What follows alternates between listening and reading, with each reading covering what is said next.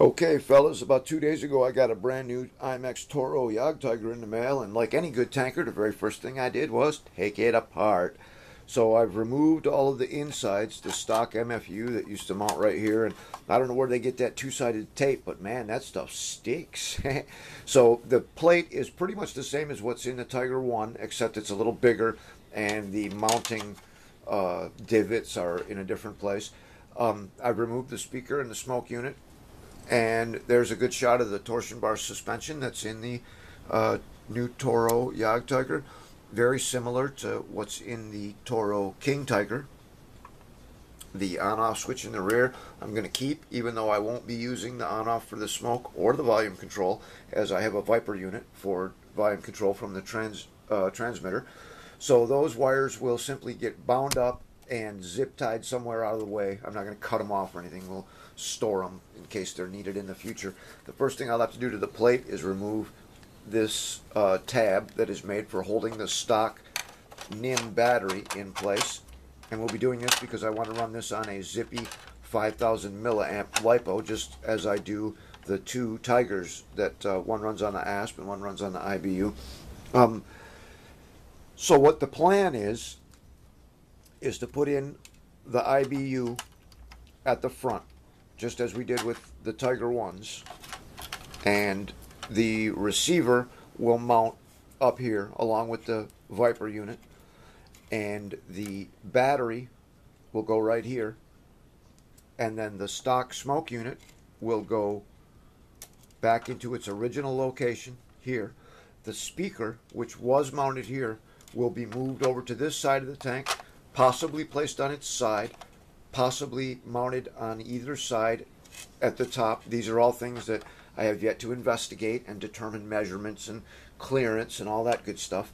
So the first step obviously will be to figure out the plate itself, and at this point the plan is to do it just like the Tigers, where I will remove the legs from the bottom of the plate and install brass standoffs down inside so that I can attach and detach the plate from the top and not have to turn the tank upside down.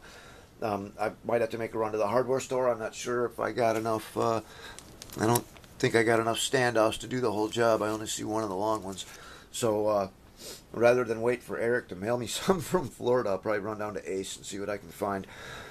So that'll be the first step, is to get the plate modified and mounted, and then get everything in and mounted and see how it goes.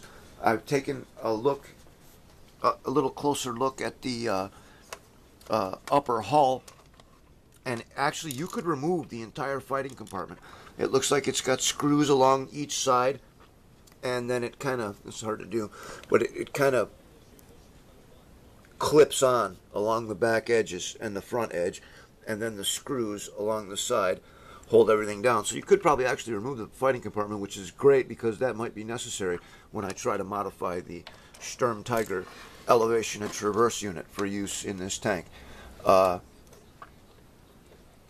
on the whole, so far, I'm super satisfied with this upper hull. Everything on this is great. The detail is great, the way it's designed. It's got great cast detail on the manlet.